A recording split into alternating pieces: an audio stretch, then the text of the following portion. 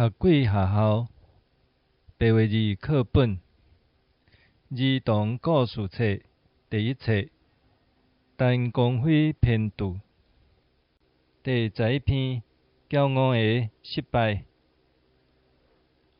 有一个大农场，有种真侪米，也有饲真侪精生，中间也有饲真侪鸡。